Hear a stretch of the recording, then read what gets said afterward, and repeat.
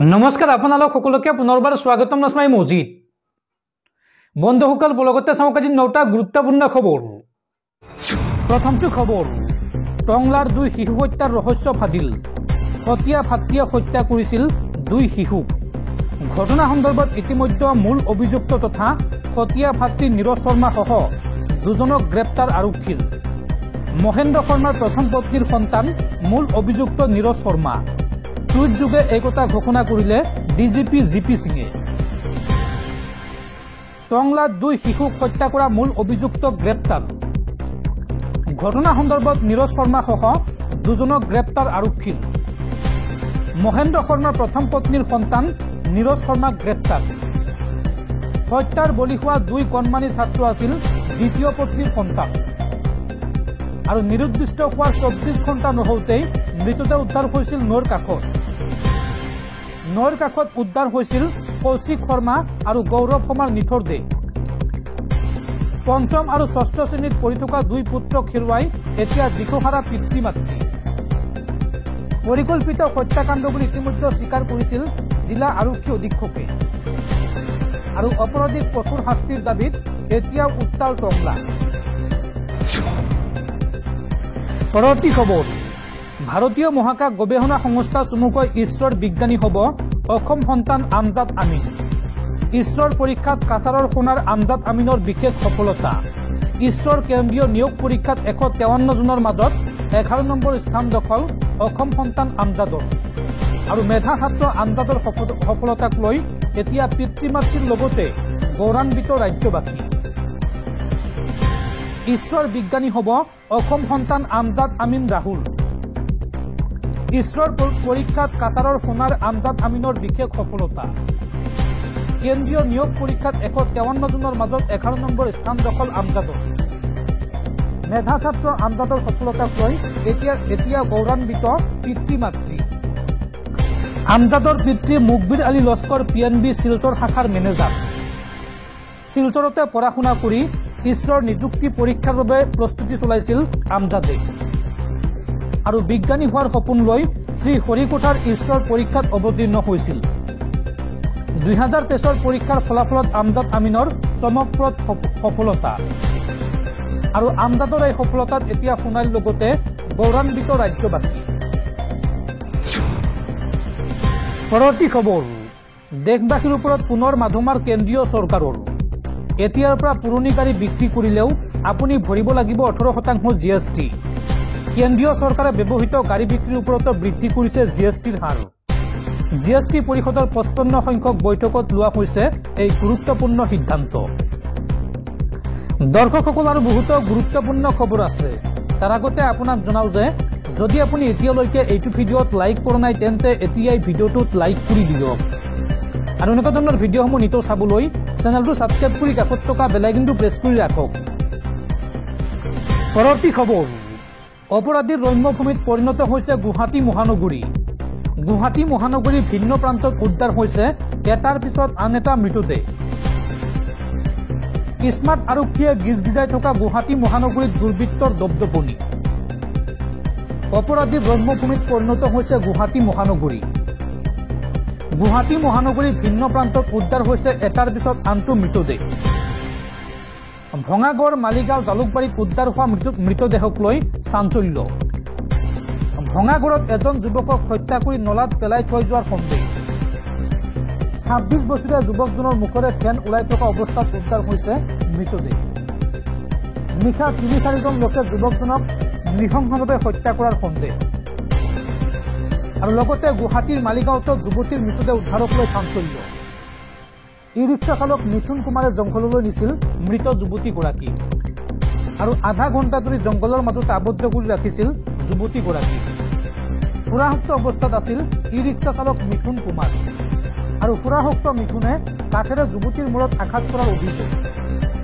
ইফালে জালুকবাৰী আৰক্ষী চকীৰ সন্মুখৰ জংঘলত উদ্ধাৰ হৈছে এটা অৰ্ধগলিত মৃতদেহ। দুৰ্বৃত্তই হত্যা কৰি মৃতদেহ পেলাই থৈ যোৱাৰ সন্দেহ। আৰু বৰ্তমানলৈকে আৰক্ষীয়ে চিনাক্ত কৰিব পৰা নাই মৃতদেহটো। পৰৱৰ্তী খবৰ, চাকৰি প্ৰত্যাশী যুৱক যুৱতীৰ বাবে ডাঙৰ খবৰ। টেট পৰীক্ষাৰ নতুন দিন ঘোষণা কৰা হৈছে। অহা 19 জানুৱাৰীত অনুষ্ঠিত হ'ব টেট পৰীক্ষা। গুৱাহাটী উচ্চ ন্যায়ালয়ৰ নিৰ্দেশনাৰ ভিত্তিতে ৰাজ্যৰ শিক্ষা বিভাগে সলনি কৰিলে টেট নিযুক্তি পৰীক্ষাৰ দিন। 19 জানুৱাৰীত অনুষ্ঠিত হ'ব টেট নিযুক্তি পৰীক্ষা। 29 ডিচেম্বৰত অনুষ্ঠিত হোৱাৰ কথা আছিল টেট নিযুক্তি পৰীক্ষা। আৰু নিম্নতম 15 দিন পৰীক্ষা পিছুৱাবলৈ নিৰ্দেশ দিয়ে গুৱাহাটী উচ্চ ন্যায়ালয়ে।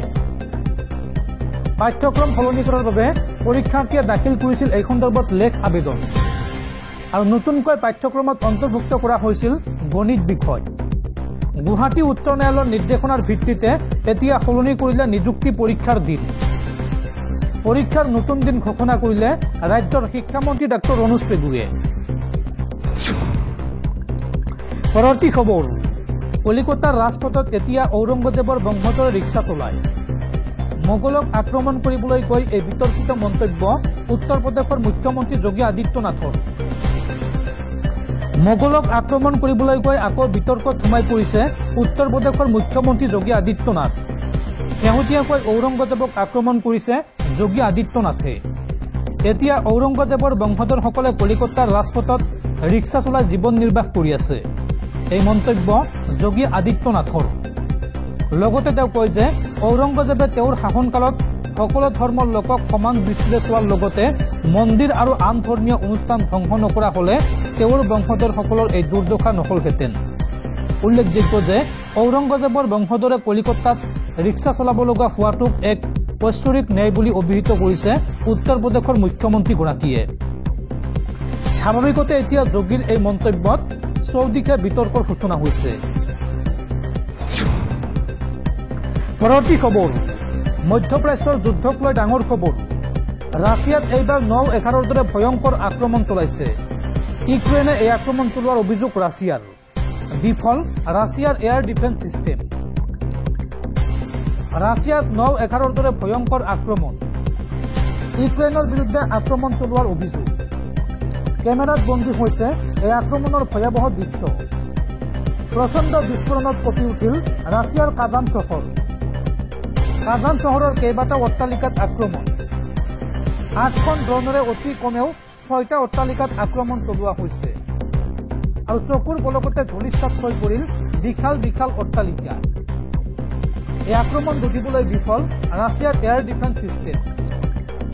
অৱশ্য এই আক্ৰমণৰ দায়িত্ব এই পৰ্যন্ত স্বীকাৰ কৰা নাই ইউক্ৰেইনে। পৰৱৰ্তী খবৰ, গণশিল্পী সূৰ্য দাসৰ দেশবাহান। 85 বছৰ বয়সত শনিবাৰে মৰিগাঁও অসামৰিক চিকিৎসালয়ত মৃত্যু হয় শিল্পীগৰাকীৰ। বাথৰুমত পিছলি পৰিছিল শিল্পীগৰাকী। আৰু শিল্পীগৰাকীৰ মৃত্যুত এতিয়া শোকস্তব্ধ ৰাজ্যৰ সংগীত জগত। পৰৱৰ্তী খবৰ, চুবুৰীয়া ৰাষ্ট্ৰ পাকিস্তানৰ খাইবাৰ পখতুনখোৱাত সন্ত্ৰাসবাদীৰ ভয়ংকৰ আক্ৰমণ। এই আক্ৰমণত মৃত্যু হৈছে 17জনকৈ পাকিস্তানী সেনাৰ। লগতে আহত হৈছে 8জনকৈ পাকিস্তানী সেনা। সেনা ছাউনীত আত্মঘাতী বোমাৰুৰে এই ভয়ংকৰ আক্ৰমণ চলোৱা হয়। বিস্ফোৰণৰ পাছত সংঘটিত হয় গুলীচালনাও। পাকিস্তানৰ বান্নু জিলাত সংঘটিত হৈছে এই ঘটনা। আৰু এই আক্ৰমণৰ দায়িত্ব স্বীকাৰ কৰিছে হাফিজ গুল বাহাদুৰ গোটে। পৰৱৰ্তী খবৰ, তাজমহলক পিছ পেলাই উত্তৰ প্ৰদেশৰ শীৰ্ষ পৰ্যটন ক্ষেত্ৰ হৈ পৰিল অযোধ্যাৰ ৰাম মন্দিৰ। 2024ত অযোধ্যাৰ ৰাম মন্দিৰলৈ আহিছে 13.55 কোটি পৰ্যটক। আৰু আগ্ৰাৰ তাজমহললৈ 2024ত পৰ্যটক আহিছে 12.51 কোটি। পৰৱৰ্তী খবৰ, অৰুণোদয় আঁচনিৰ হিতাধিকাৰী বাছনি কৰাক লৈ এজিপি বিজেপিৰ মাজত কাজিয়া। মিত্ৰতা এৰি এজিপি বিজেপিৰ সমৰ্থক অৱতীৰ্ণ হল মহাযুদ্ধত। ৰূপহীহাটত এজিপি বিজেপিৰ কৰ্মীয়ে সৃষ্টি কৰিলে উত্তপ্ত পৰিস্থিতি। মিত্ৰদল এজিপি বিজেপিৰ সমৰ্থক অৱতীৰ্ণ হল এইবাৰ মহাযুদ্ধত।